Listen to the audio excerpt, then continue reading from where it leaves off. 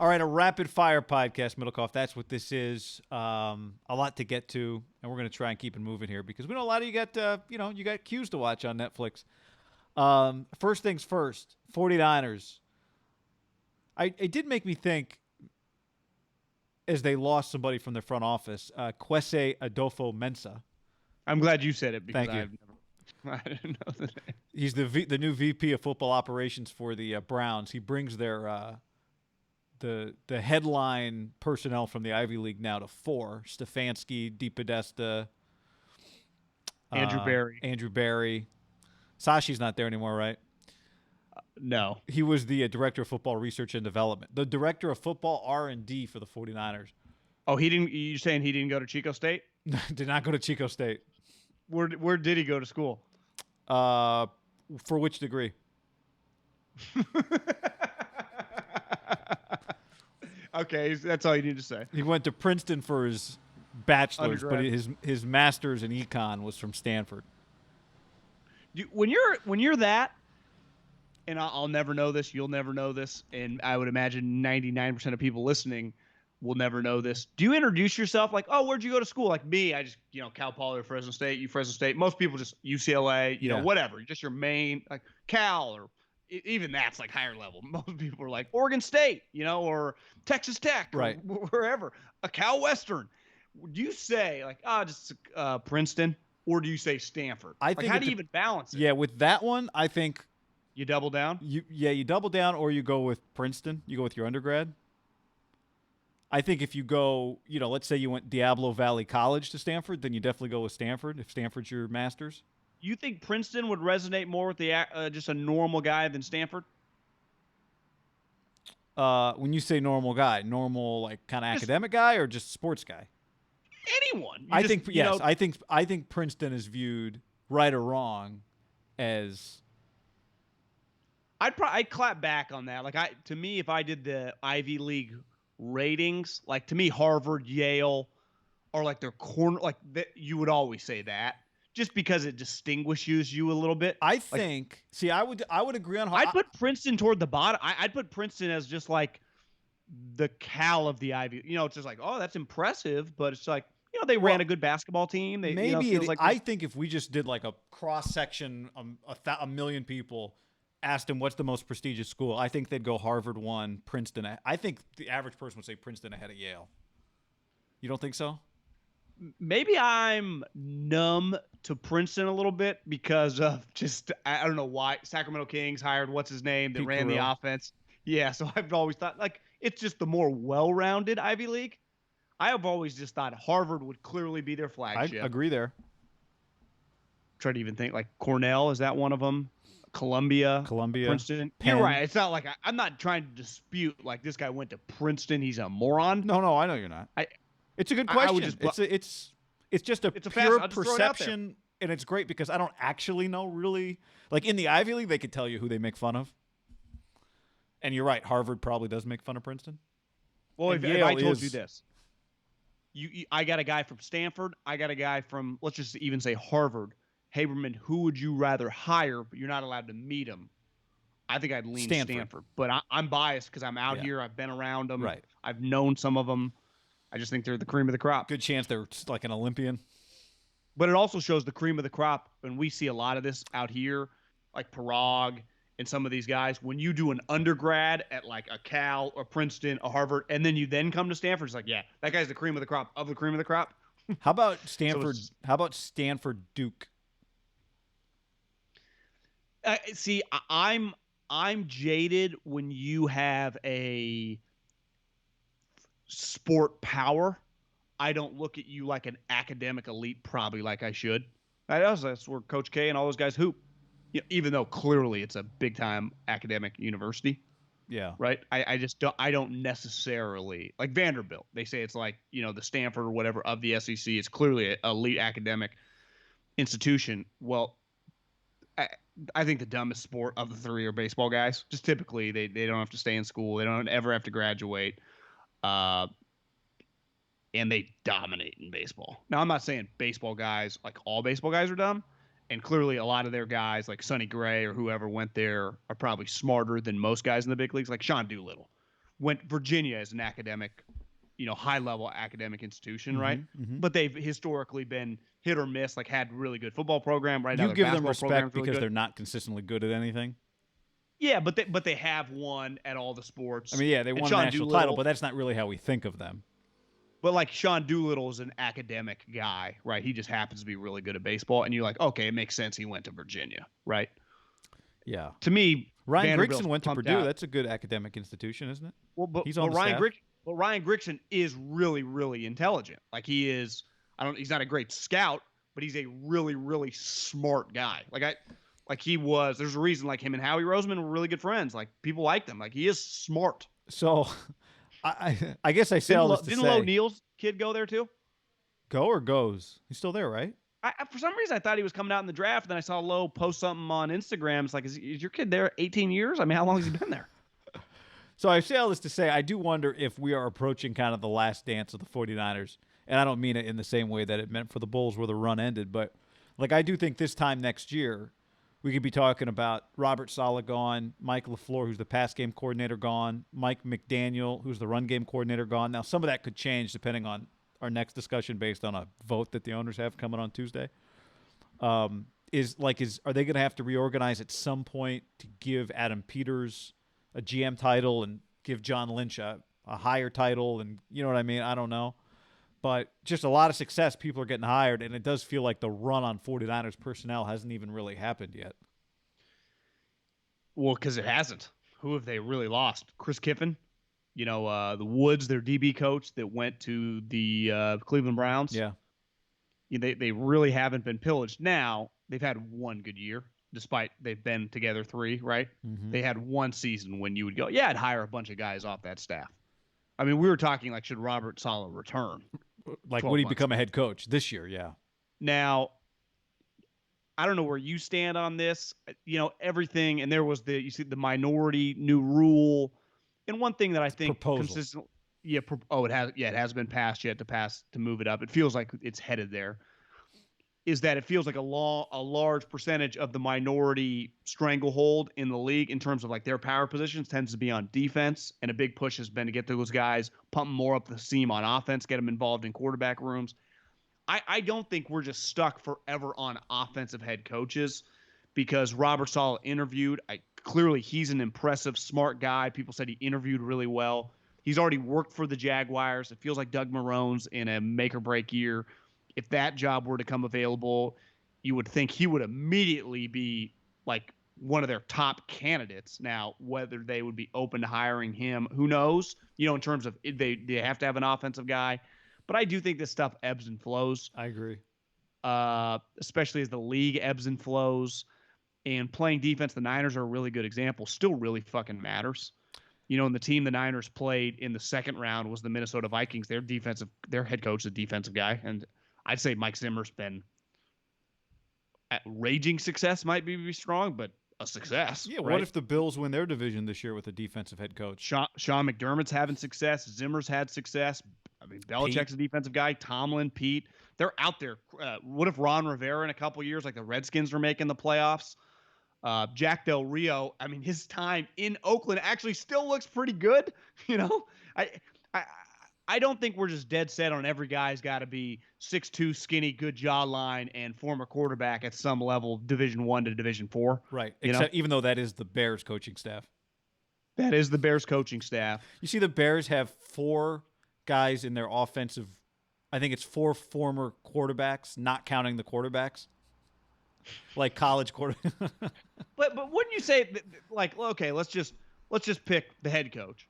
Was Andy Reid's right-hand guy for almost a decade. And do you know what John DeFilippo did? He was the quarterback coach with Foles when they won the Super Bowl. Like typically that if Frank I go, Reich. if I go, hey, pick a team, like Lions. The bad example, the Ravens in 2012. If you just go, the team that won the Super Bowl with Flacco, what happened to their couple offensive assistants? I'd be like, I bet a couple of them over the next couple of years got some jobs. Usually just ride the wave. Or if you stay with an elite guy long enough, if you're like, I was with Pete Carroll 5 years. What usually happens? Robert Saleh, Gus Bradley, Dan Quinn. Success just kind of breeds more success for these guys. It's always been my pushback for Eric Bieniemy is like he hasn't been he was Andy's running back coach for a while, but he's only been the offensive coach now or offensive coordinator really for 2 since Nagy left. It's like I'd call him a borderline lock to get a job. If You're just saying you understand why it hasn't happened yet. Well, it's understandable. Yeah. It's just like I get it. I do wonder, since you brought up like the DiFilippo, the Eagles staff, I wonder, are we going to see Mike LaFleur or Mike McDaniel get a job? Like, could one of those guys get a head coaching job if Kyle just names them OC, right? You don't have to be a play caller necessarily. We've seen it now repeatedly from Andy's guys and from the Eagles guys. You don't have to be the play caller to get a head coaching job. Now, the difference, Frank Reich is a former NFL head coach, right? Doug Peterson is a former NFL head coach. Maybe that makes it unique that those guys got jobs when they really weren't play callers from an offensive staff because they are pretty established just NFL people for a long time. What about, maybe it's always been like this, and it probably has, but definitely in our lifetime, colleges now on any given year you could get 2 college coaches coming in the league. Like, doesn't it feel like more than ever the last 6-7 years college coach, because of the money in college, just say no to jobs? Like if Lincoln Riley was like, I'm open, I'm in, who wants me? He would be a lock to get an NFL coaching job. But if I told you Lincoln Riley's at Oklahoma another 5 years, I think you'd be like, yeah, totally. Matt Campbell. If Matt Campbell's like, I want in, people would be like, okay. Like the one thing that made Matt Rule fascinating was it was clear he kind of wanted in, and people were like, you can go get this guy. For a while, it was wanted in and had been in the NFL. Chip Kelly, I mean, 7-8 years ago, had dipped his toe in, remember, with Tampa, pulled back, and Saban kept saying no. But Dabo, I don't think Shaw. he could ever say no. Yeah, when those guys want in, they're going to get a job, right or wrong, and they're not always going to succeed. But now they all happen. Every guy you listed happens to be an offensive guy, but I do think it kind of ebbs and flows. Yeah. Just no different than like, are we just one day going to see the only shots you see in basketball is 3-pointers? Like 90% of the shots, just like the strikeouts and home runs in baseball. Like I just think there's a natural up and down to the stock market, to sports, to life, to fucking everything. Well, I think you're right, and I've thought about that in quarantine because I've seen there's been this influx of players trying to get recruited or signed, baseball players. I think you'll see it happen after the baseball draft here in a couple weeks. That's only 5 rounds. Is a lot of pitchers posting their videos, and one thing a pitcher can do is they can post a video of them throwing, and it says 102 miles an hour, and then they post like all the digital readout from all these. There's a few different versions of these machines that can give you spin rates and arm angles and ball movement and all this stuff. So they're just posting that stuff like, hey, look, I'm worth working with. Look at my stuff. But I haven't seen a guy yet post a video like 82 miles an hour, but look at the movement. Like that video doesn't exist. It's all like 98 miles an hour, D3 guy. It's like, who? What? To your point, everyone's throwing. I got one of those. I got one of those on my timeline the other day. JUCO lefty, looked about 6'4", 103. Yeah, it's crazy. Like, I know. All right, let's take this discussion. But wouldn't you say that happened a little bit with football and pro days? I mean, Tua had to do that. If a JC, but I'm saying specifically, are baseball pitchers forever gonna? Yeah, is this just gonna be, or at some point? Well, because I read this story. Not in quarantine though. I can just go sit there and have the gun out and see him, or watch him pitch a game. I'm not talking about quarantine. I'm just talking about, is it going to swing back to, okay, now every guy throws 100 miles an hour. They can't. I see like, is this just forever? Everyone's just going to throw as hard as ever. You know what I mean? Or is at some point, if everyone's throwing 100, then there is going to be a value in a guy that can really move the ball. Bring in a guy throwing 85. Maybe not 85, but yeah, 92. What about bring out a Tim? What if you go Aroldis Chapman and then you have Tim Wakefield also? You're just getting the ebb and flow. I read a story a week or two ago about Julio Franco. I don't even know how old's Julio now, like 49. Did you see this story? The dude with the big step when he hit. Didn't he do this? Yes, that's Julio. And played. I don't know if he wants to come back and play. He was playing in Japan, whatever. But he bet somebody he could hit like 130 mile an hour fastball off of the pitching machine, and he did. And then he moved like 10 feet closer and did it again. They're like, how are you doing this? He's like, if I know it's coming, it's just timing. Like, it's just I can just start my swing earlier. Now, I don't know if everyone can do that, but anyway. The point is just when everyone's doing one thing, being able to do the other thing. Well, the hardest part, and this is where the Astros kind of got shit on. The hardest part you could argue the hardest thing to do in sports is to hit a baseball. A big reason for that, you have no clue what's coming. Well, think about football, like the play calling. A big part of it is tricking the other team. Well, why is playing defense always been pretty hard? 11 guys know the play. 11 guys are reacting to what they kind of hope is the play based on a formation and based on the down and distance. It's kind of like a pitch. Well, I know the guy throws 100, or I know they got Barry Sanders. They might run it, but they also got Herman Moore. They could throw it. You're like, well, he could throw the changeup that is 87, or he can throw the slider. It's like, oh, they also have a decent tight end, right? It's just there's a guessing element to defense, to hitting, to life, to most sports. Yeah. Not knowing what's coming. Always more impressed by people who, are able to handle things that. I heard Costas say it the other day on Dan Le Batard, Bob Costas. He's like, I always enjoyed a show where some things went wrong. That was sometimes more fun.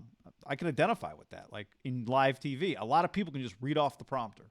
And you don't really know, you can't really separate people until you see them when something goes wrong. How do they handle that? When you open up, like when I'm watching you call a game on Fox Sports 1, do you read the prompter to open up? Here at Rice People's Stadium, or you just kind of ad lib the main I've thing? Tried different things, but you're not reading it. I've tried different things of like not thinking of it. Have you ever heard of people read it? There have been times where I'll like make a note, like here's 5 bullets of things to hit, and maybe I'll tape it under the camera or something. Or you write a couple lines to start. I've tried different things. Yeah. I guess Jim Nantz has talked about, but golf's probably a little different than like calling a football game because you sleep on it Sunday night. Like what happens if Phil Mickelson finally wins the Masters? Like Joe Buck, if you're calling the Super Bowl, you know that Tom Brady could win his 6th, but there's just so many different things that could happen in the game. You wouldn't have like Tom Brady 6th. It's kind of a natural flow of what's going on in the game, more of like a sport like tennis. There's a build up, in a Wimbledon or a golf tournament. In like a game 7, you just don't exactly know how it's going to play out to what I'm watching. Yeah, I think there's a difference between just like show up to the stadium with your handwritten note of what you're going to say if the Cubs win the World Series, and in the 8th inning during a commercial break, you kind of think of something. I've had that happen a couple times where like during a break, I think of like, oh, if this happens, that'd be kind of cool. And then you just keep it in the back of your mind. Like to me, that's, or like some version of, oh, if this happens, that'd be kind of cool. Yeah, I mean, I guess there is like, if there is an overwhelming narrative, like if you're calling game 5 of the 2004 World Series, I think they swept actually, so it would have been game 4, and the Red Sox are about to win the fucking World Series, you probably going to bring up Paul Revere. The curse of the Bambino is dead. Yeah. Paul Revere rides again. All right. One other part of this story is just something that's going to happen Tuesday. The owners are going to vote. Albert Breer wrote in the MMQB about this blocking rule. And this applies to the Niners a little bit because Mike LaFleur was blocked last year, right, from joining his brother's staff in Green Bay, because in the NFL, you can block as a team a position coach from interviewing for coordinator jobs. And so they're going to vote on whether or not you can keep doing that. I don't think most people understand when you're a scout or you're a coach, beside the head coach or the general manager, you usually sign 2 or 3 year deals.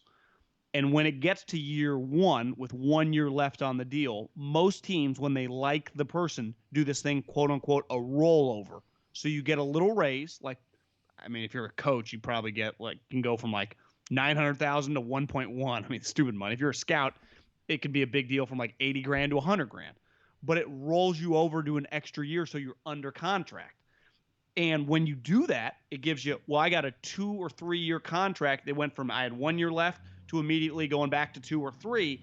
You have security. And that's why most people, it's hard to be like, let it ride, like Flacco style.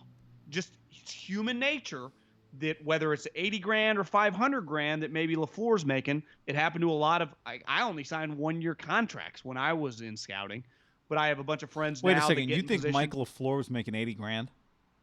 No. I think he's probably making You're six, talking seven about his hundred raise. grand. Gotcha. Yeah, I'm talking. I was talking. The scouts were Oh, in the okay, 80 okay. grand. The coaches were in the high six figures. Mike LaFleur might make 800 grand. I'm saying they might give him a 10% raise, so it goes to 880 or whatever. But that usually adds another year. So some guys, they get in this predicament, they go, let it ride, and I'll become a quote unquote free agent. Most humans, just because of the nature, the volatility of the industry, it's like, well, if you go 3 wins next year, everyone get fired, and then you got no money. And I think there's a balance to that I think that coaches always think they're getting fucked, and I think scouts sometimes, if you're making 100 grand and someone's offering you a job for double the money and the title might not be that much better, it's like, this is bullshit. When I'm signing you to a deal like worth $1.5 million over 2 years, I'm sorry, I'm giving you a lot. Yeah. What if you You know? if you said you can block position coaches from interviewing for OC jobs up until their 3rd year with you or something like that? Do you think that would, like, after 3 years you can't keep blocking a guy? Well, you and I talked before we got on, and by the time someone might listen to this, the vote might already happen. I don't know what the incentive would be for the owners. Like if you, as an owner, you would want, like, well, I'm giving them security that I have to. And you see these guys when they get fired, you go, well, he still got 2 years left on his deal. It's not just the head coach. These coordinators, for example, when Gruden got here, Paul Gunther, and everyone's been shitting on Paul Gunther for his first couple years, signed a 4-year contract. So yeah, if they had fired him, Mark Davis probably, I'm just going to guesstimate, Paul Gunther was making $2 million a year. So he might have signed a 4-year, $8 million contract. So if he would have been fired after 2 years, they'd still owe him $4 million.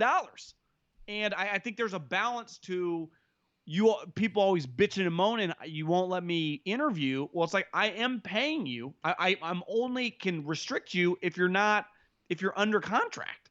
And I think if anyone listening that works in the real world that signs a quote unquote any sort of contract, whether, I know a lot of businesses you're more an at-will employee, but I bet you sign leases, right? Or you own a building or a home or whatever that you rent out. You can't just break the contract after 6 months. You signed the year. Now, we can be open to stuff, right, but I think the element in the NFL with the coaches, I'm paying you so much fucking money. It's my issue with the minority thing a little bit, is that I think in the media that it's discussed like these quote unquote guys are getting screwed. I have somewhat a hard time with getting screwed when you're under a 3-year, 1.5 a year contract as an OC, as a DC. Now, if like I was holding you down as like this guy's been a quality control guy forever, and Belichick just refuses to let the minority guy become a position coach, I'd be like, yeah, this is shady. But I don't know if it's totally shady when the guy becomes an OC and he's making 1.6 a year. But isn't the point of that like you don't even have that many minority OCs? Aren't we talking about two different things here? Well, it was more about the draft positioning with head coach and GM. Yeah. I think there were other elements that kind of made sense that I saw, to like you get some benefit if a guy becomes a quarterback coach. I understand that. You get like a comp, a 4th round comp pick, whatever. My point's more like when you block an OC or even a DC, they are not moving like as a DC or an OC somewhere else. They can become a head coach somewhere else. Yeah, it's just like they're not financially. But what I'm saying is that's not really where the minority issue is not addressing. That's not really the problem that the minority rule is trying to correct, or the proposal, right? That's something different. For the most part, but I do think a huge element of the pushback is like, why can't Bieniemy become a polarizing guy?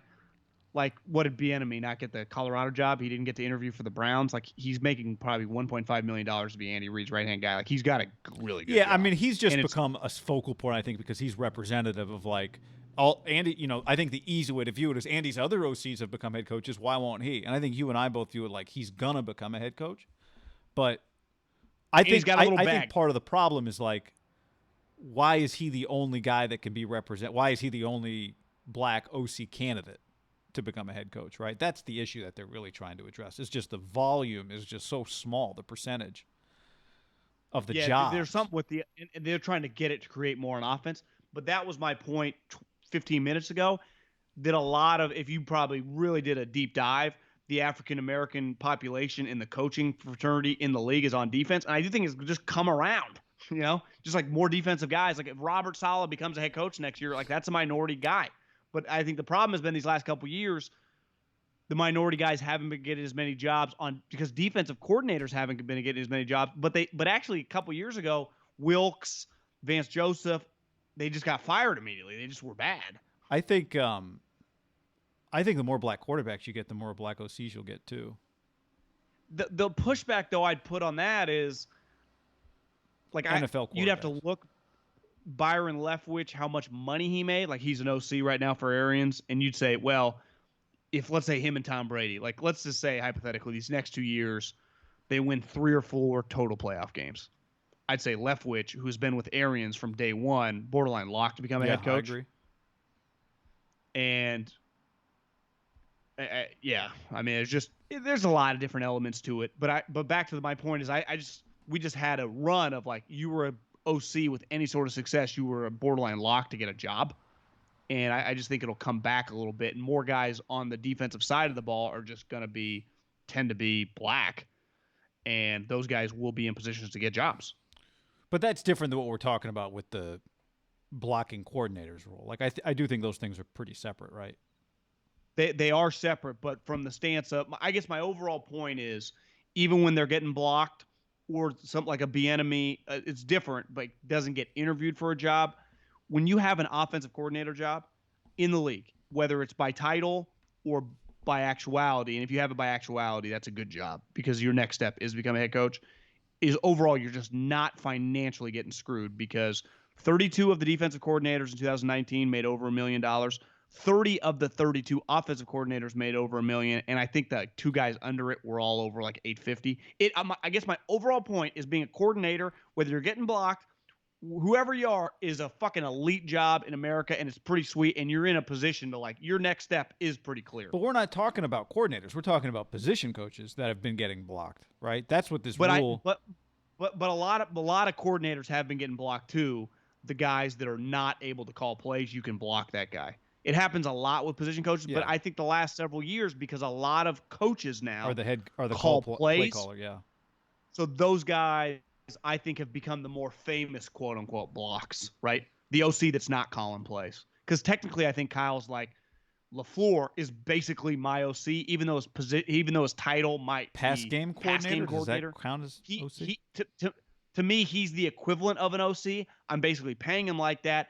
And you're basically hiring him to do exactly what I have him doing. Right. His point is, what you don't mind is Mike LaFleur being blocked from becoming an OC for another coach who's also calling the plays.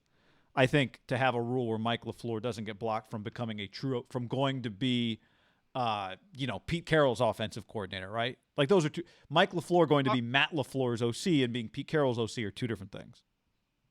Totally. Robert Saleh next year. Which kind of feels like it's going to happen, right? Gets fired.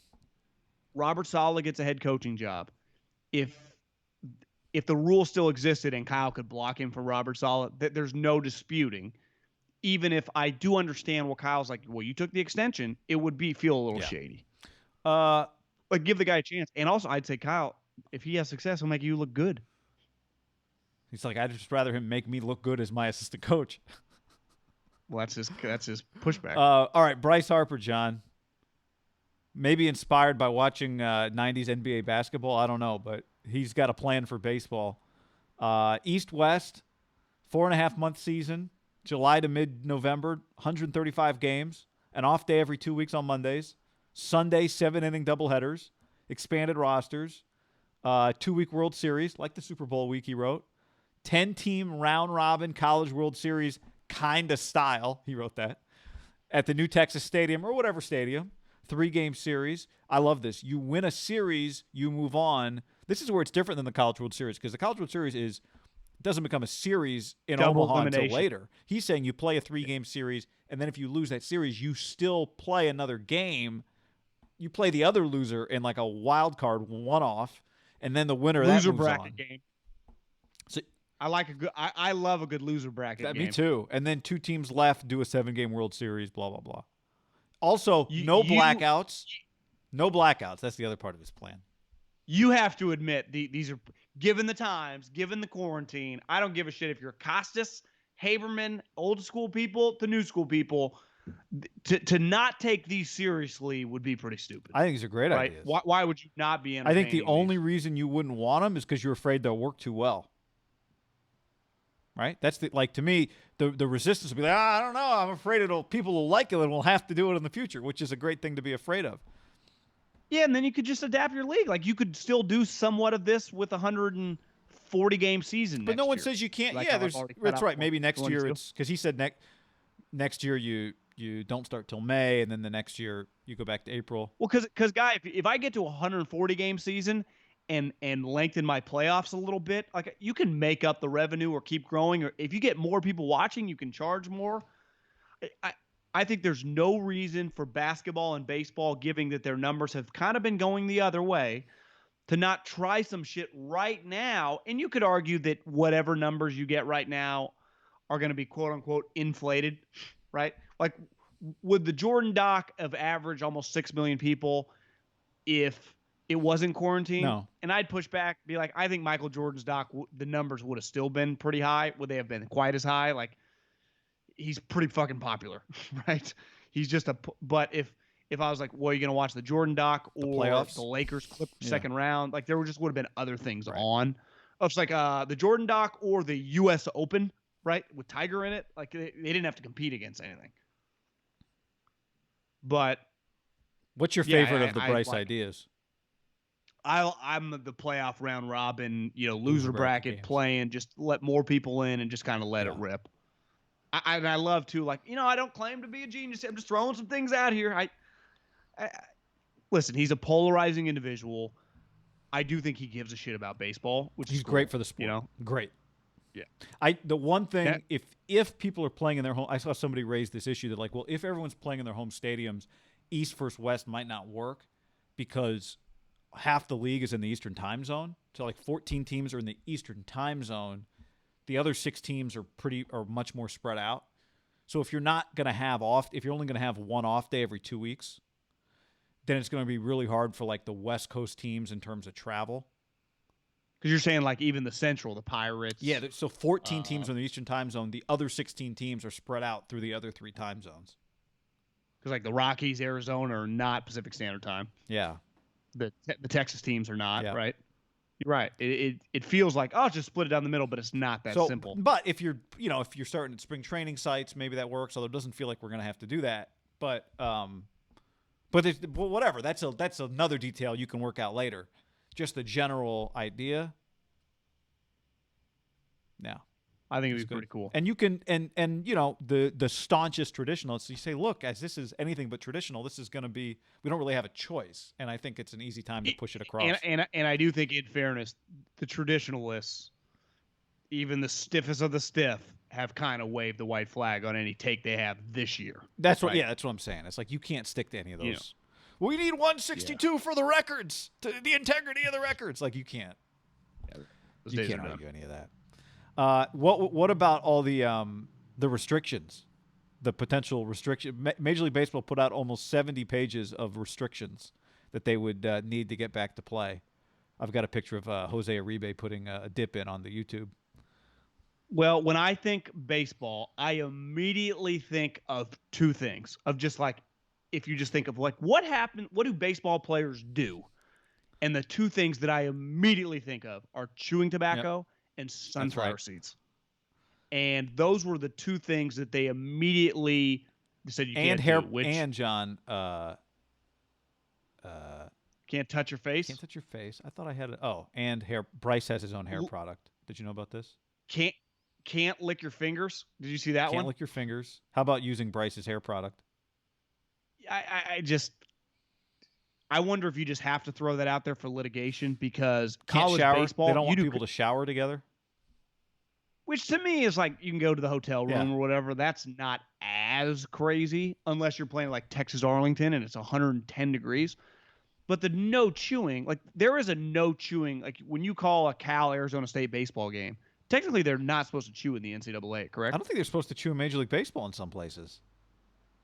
Well, that no one even factors that. But yes, to answer your question, yes, college, no chewing.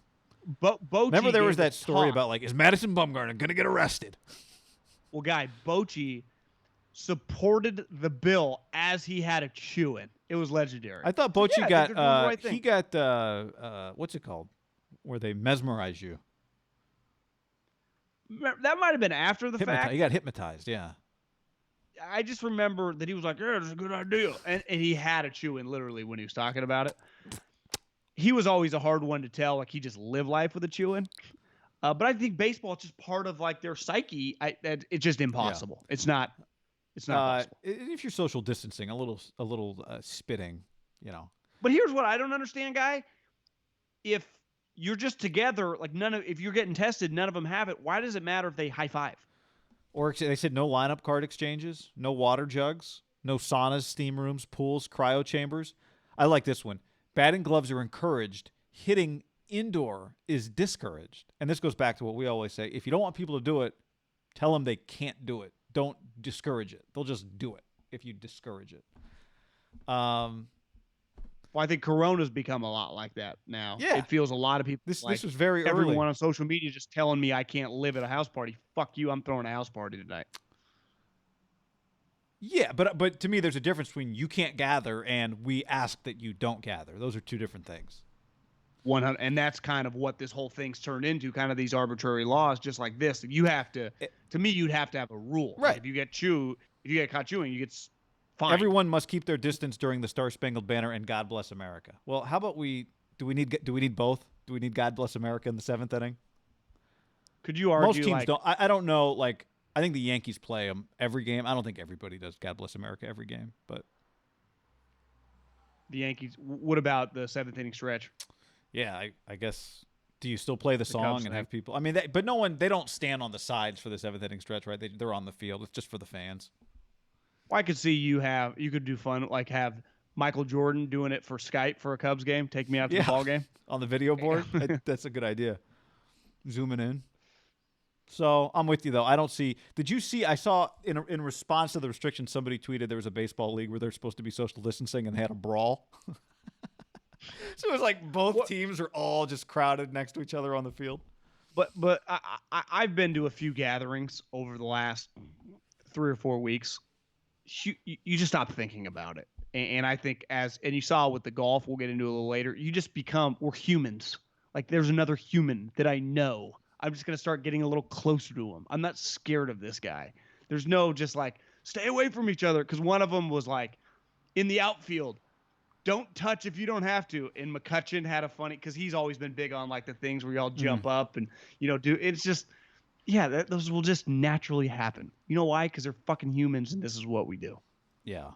Especially if you are testing them and they're negative. I actually think it would be a challenge the more aggressive some of their things are. It's like, I don't even think this is possible. The more aggressive. The only way you could be like, you can't do this. Like, I don't even think you could just say you can't do this. I think you'd have to say, for every time we catch you chewing, you'll get fined $5,000. Every time you'd have to do something extreme because.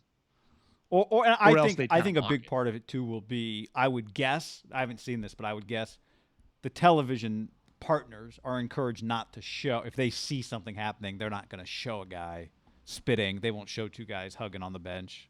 Would be my guess. That baseball would say, hey, let's not. Because there was at one point, well, you just remind. We'll get to the golf thing. MJ, the final. How long are his cigars? Jesus. Huh? Why is this one so long? Well, maybe because it was like the grand finale, but it was long. How many cigars do you think he smoked in his life? Was he serious? He was kidding at that practice, right? Or maybe he wasn't. Maybe he was serious. Where he's like, woke up today, had a couple beers, had a cigar, played the piano. And someone's like, at the hotel lobby? He's like, no, in my room. I have a piano in my room. Did he have 2 beers before shooting out? I thought he was kidding. Okay. Because he was fucking with the media guy asking him. So, two red flags we had on the but I wouldn't totally put it past him. 2 red flags we had on the last 2 episodes of The Last Dance. You go first. Really quick, I thought the Steve Kerr part, like it was a hard one to watch with like not getting a little misty-eyed. I mean, that was just pretty powerful stuff. I'm red flagging the whole pizza story. I'm not saying he didn't get food poisoning, I don't know if it was as black and white as the way they described it. I also think there are probably elements to this entire documentary. And listen, I have loved every second of it. I mean, I can't remember a documentary. Like I watch a lot of random television shows that I'll stop paying attention to, that I'll grab my phone. Like I was pretty fucking locked into this thing for 10 hours, Yeah. guy. Like when it was on TV, I was just Yeah. watching. I just don't know if I believe there's probably a lot of time, right? It's 2020. A lot of time has passed, but this is one of the stories that are just flu game, even food poisoning had been out there. I just don't know the way they described it. If they would have known it was Michael Jordan, let alone I don't know. There's but what would have happened? Like how would he have got sick? two major holes in that story. You mean how would they have poisoned him? Or just like why wouldn't he just say like I got the flu? Like what's wrong with saying that? Right? Or you got a sickness overnight. Well, I buy he had food poisoning. I don't necessarily buy that completely. But I just mean it might be that you just don't know. You're like, well, does he have the flu? Well, it went away quickly. Maybe it was food poisoning. It might not have been from the pizza. It might have been. Yeah, I mean, I know the last time I had food poisoning, it took like until the middle of the next day for it to hit me. The last two times, actually, one time it hit me pretty quickly. But so I'm with you. I had some here's the question I would have asked right there. Like, okay, wait a second. So 5 guys appeared at the door to deliver Michael Jordan's pizza. You just told us that nothing in the whole city is open, but the one place that's delivering pizzas has 5 employees that all came together. How did they know it was Michael Jordan's room? This guy who wants privacy called and made the reservation for pizza or made the order for pizza under Michael Jordan? Like, my guess is what happened there, the pizza gets delivered for whatever room. This is going to room 48. This is going to the penthouse. Everyone at the hotel knows that's where MJ is staying, right? My guess is the 5 people outside the door were hotel employees, not pizza places employees, and that it was 3 people, not 5. So that's. But why would it even be 3? But because my guess, so I think pizza gets delivered. The pizza guy says this is for room 1601. Somebody at the front desk realizes that's Jordan's room. I'm going to go take this to Jordan's room. And so I was like, no, I'm taking it. And like, let's just go up and see if we can get a glimpse of MJ when we deliver this pizza. That part's believable. So that's my theory on that. So then in your theory, the hotel would have poisoned him, not the pizza people. No, my theory is nobody actually poisoned him, just that there were 5 people there from the hotel. But yeah, yes. If the pizza food poisoned Michael, how could the pizza purpose. place have known it was Michael's pizza? Maybe it's like, you remember in Wedding Crashers when they put the Visine? It just could be as simple as that. Just a basic trick of just put a little something that'll fuck him up and not kill him. But I do. What if it would have got too extreme and they would have killed him like rat poisoning? Would his legend even be bigger? Would they have been able to finish the NBA if Finals? He had hit the game-winning shot dead? Yeah. I guess that was game 5. No, legitimately, he just dies. Do they cancel the NBA Finals if he dies? Or do they finish it? I mean, it gets postponed for a few weeks, I think. Is that the craziest story in the history of sports stories? If it's revealed that they food poisoned him, but they overdid it by accident. Yeah, and it got extreme fast. I do think there's probably something. I don't want to totally dismiss Tim Grover. There probably is something to. He had a sense something was weird when he got the pizza, but again, that might be something he's put in his head now that he knows what happened afterwards. If you ask me a story from 20 years ago, your recollection is just going to be different because also your told memory, the story, like the Brian Jennings thing. You've told the story so many times, maybe the detail. You've convinced yourself that you had a bad feeling about it. Do you notice this as a human? Like, we're in our mid-30s. Stuff that happened 10, 15, you don't remember it like you once did. Now, there are certain instances in your life I think you just never forget. Well, and that would be a pretty big one, I would imagine. I would guess he's told that story as much as he's told most of his stories, right? That's true. But that doesn't mean that he couldn't just, as time goes on, you're not consciously embellishing. You're just like, you know what? I did have a weird feeling about that pizza. And then 5 years go by and you're like, yeah, I had a weird feeling about that pizza. And then 10 years go by, you're like, I had a really weird feeling about that pizza. And it's like, well, why didn't you tell Michael, don't eat that pizza. Because at the time, your feeling was probably like, oh, that's weird. There's a lot of people here. And then you didn't think anything of it. But then after the fact, you're like, I was thinking it. I just didn't quite recognize that I thought it. The same way when you, when you pick a team, when you're picking like NFL picks and you're like, I had a weird feeling about the Saints this week. But at the time, it was the same as every feeling you have. Just after the fact, you think it was stronger than it actually was, and you should have gone with the Saints to cover. I do. That's a fair. I knew I had a weird feeling, or no, you were just kind of going against the grain, and it just. You got a million weird feelings.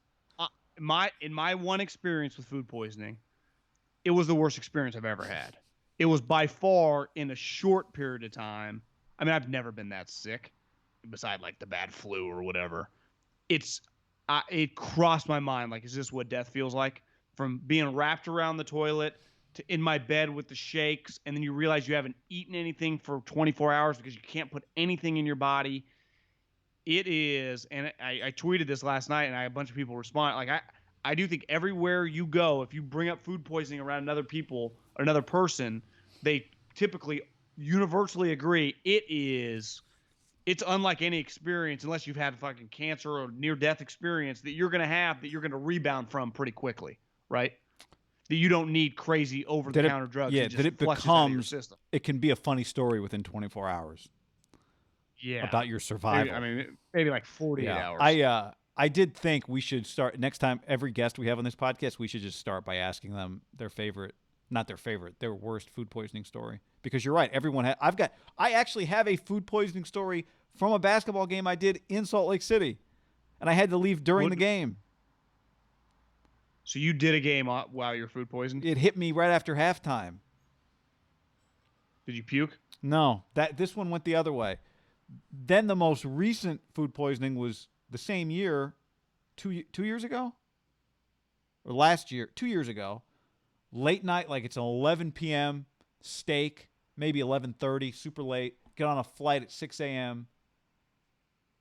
And I had the whole cross-country flight from Boston to San Francisco.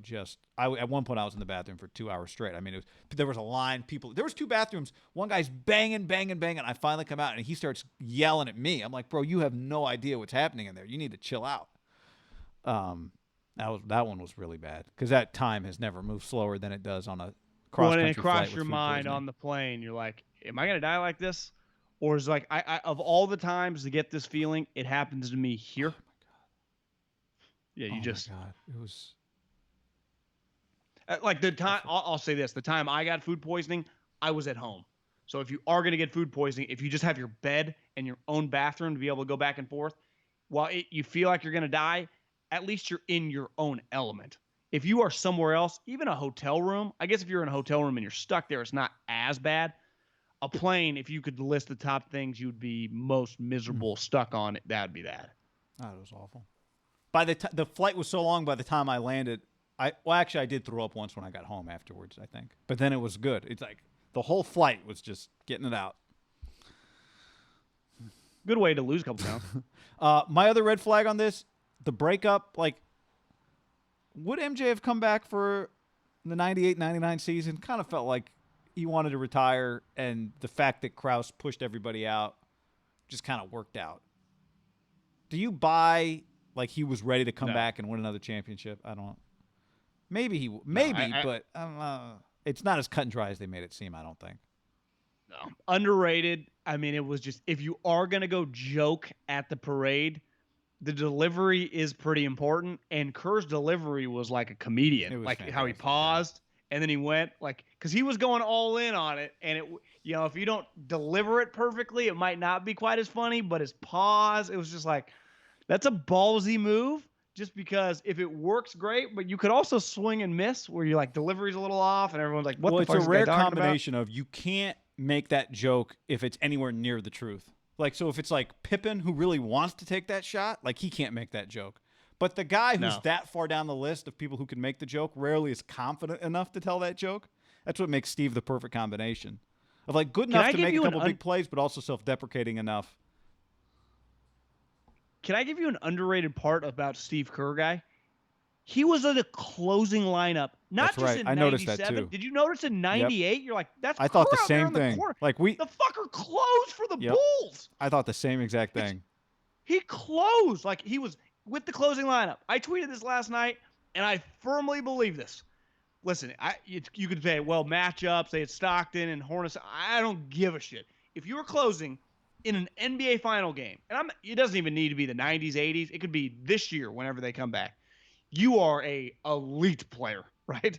Like Phil Jackson and Michael Jordan trust you to be, because even Kawakami was like, God, they left him in there for defense too. Yeah, he was just in the closing lineup. Like that.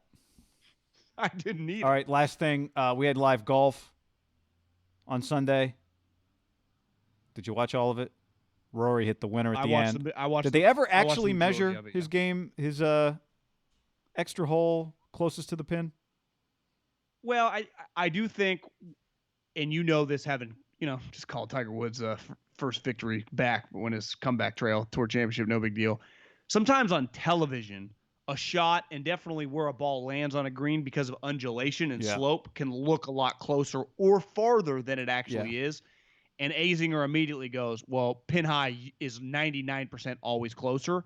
And I think one thing you notice with that course, because you're like, God, it doesn't look that hard. I think the greens are crazy sloped. John, it's a signature of Donald Ross courses, as I learned yesterday. A lot of undulation. Did you notice that yesterday? Because I'm like, this course doesn't look that hard. And then you get some putts. It was just crazy. One of the things that I think illustrated it right was, it's not like Ricky was just putting much better than the other three.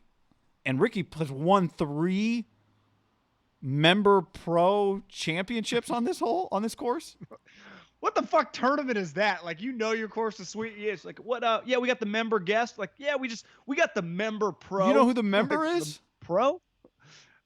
Who Ricky played with? The member that Ricky's won 3 championships at that course with is the guy that like took Tiger to like a 36-hole U.S. amateur, and he's like a stud.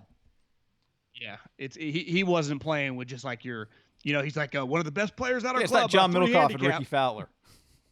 No, it was impressive. But did you see the names? It was like, Tiger one out there, Phil, like every swinging dick on the tour. I know, but that course has never been on TV. It's never hosted a PGA event. Well, I wonder if it's one of those that is so exclusive and it's kind of unique that it's just off the beaten path, and they just have so much. Rory's like, yeah, this place is special to me. My dad's a member here. It's like, and then it's like, I think Azinger, one of them, said probably middle of the round, they just added a new member, Tom Brady. You're like, what is this place? What? I think it's probably like the Augusta of Florida. Because the member pro guy, I've lived around country clubs, a low level one in Davis, but just know a lot of people that are members different places. A member guest is a signature tournament of any country club, whether you're in Monterey or whether you're in Stockton. But a member pro, I mean legit pro, not just like a dude that played on like in one tournament event, like the top pros play there. That might be the only place that hosts this guy. I mean, last thing on this, I think it was cool. I really enjoyed it. I think the next one with Tiger and Phil and Peyton and Tom, and obviously this is different just because it's those guys. Hopefully it'll utilize those guys talking more. I would have liked to have seen more of that. Let's just listen to these guys talk to each other. Talk about, because at one point Matthew Wolff is like, yeah, I used to have a 1-iron with the shaft. It was bullets. But then like that was all we got. I want to hear just that. Just let's listen to these guys just talk about the golf they're playing. Well, and a couple times Wolff would say shit to Ricky. Like, yeah, I thought that was going to go a little this. And then Ricky would start, well, you got it. And then it would like turn off. I'd be like, let them talk. They're not, I don't think they're swearing. They know they're mic'd up. I think they actively knew, because they would be like, shucks. I was like, yeah, they totally knew. They were fine. Just let them talk a little bit. I wonder, though, the one thing you notice is that even when they're shitty, they're still pretty good. Like Wolff was all over early, but he's so fucking good. He figured it out. Peyton and Tom could really suck, because Wolff was like, yeah, they did an on-course interview. He's like, I'm not going to lie, I was kind of juiced up early. And he's on those other 3 guys are on a completely different level. Like Tom, they could be like, are they going to alternate? Guys. See, like, I feel like they should use a different format for Tom and those guys. They should either go alternate I would shot. imagine they're going to rotate it. Right. That way, if Brady hits one in the shit, like Tiger's got a hit from out of there. Like that's kind of cool, right? Yeah. There were a couple highlights yesterday when it was like long drive. It doesn't matter if you're in the fairway. And on the one, Wolf got it. Dustin swung as hard as he can. Got his knee. He almost fucking fell over. And it's like, oh, he snapped it and still went like 340. Yeah. Wolf hit 365 yesterday. It was a bomb. You're like, is that going to get the bunker? Bomb. And then it clears the bunkers by 35 yards. Someone hit, well, once you go into overtime in a Skins game, someone's like, I can't believe they ended closest to the hole. I think the problem is you can just keep they tied 6 straight holes. Forever. It was like, yeah, that was really all they had. I was going to leave the house if they had kept playing holes, but then they went close to the pin. I stayed for that hole. What would be the better option? Long drive? No, I think closest to the pin's better because everyone can identify with a par 3 closest to the pin, the pressure of that. What do you think of my analogy on Ricky Fowler? Called him the Russell Westbrook of golf. Like if you were going to play a pickup game, if I just said, guy, club sport just opened, pros versus Joes. These Joes are really good too. $1 million prize. I can pick some fucking NBA players. Like Russell Westbrook would be up near the top. Like money's on the line. It's a pickup game though. Right? So the rule, it's not an NBA game. It's a pickup game. If I was just going to play pickup game for money, golf, as you see on the pros versus the Joes tournament at this place, Ricky wins it all. Like he's made for it. But then when it was really, really pressure, like close, he fucking shaked it. How does that happen? It was terrible. To me, that summed him up perfectly. The fact that Rory was on the tee box all day long with the last shot was perfect. Yeah, and won it. Even DJ like, it looks good, and then it went over. How about just the random rich guys you could like invest or, put money toward Corona? And it was like, oh, we just got $200,000 more. And I was like, just random rich guys. And they're like, Arthur Blank. Bill Murray's like, how about we each donate $15,000? Mike, Tirico? Mike's like, okay. Guess I'm in for 15. Or when Donald calls in and it is kind of over, they've just kind of been talking overwhelming, just sports coming back. Donald throws in, Mike, I love playing with you a year ago. God, you were good. It's like Tirico was like, but then Tirico kind of had to go as his president talking to him, like, yeah, you're a good punter. Yeah, Tirico with both interviews had to just kind of pull things back. But that's my point. Is like I don't even think you needed interviews. You just let these guys talk. And that's cool. That's what we never get. So, anyway, so much for Rapid Fire podcast. The other part, carrying the bags is cool. I mean, that looks like every golfer, right? I would have rather them drive their carts. Just the act of like one shoulder, two shoulders, get the bag on my back just makes me tired. I don't enjoy that. I just rather them hop in the cart. The problem with carts, those four playing, and you notice Dustin Johnson, one guy would hit, and then they would go to DJ's backswing. You talk about fucking ready golfer. Someone tweeted like, "Where the fuck does he have to be?" I guess those guys had to wait for the cameras to get set up sometimes because they're playing so fast. Yeah, I think the problem with carts is they could play 18 holes those four in an hour and a half, right? Sounds like a dream. All right. On that note, adios.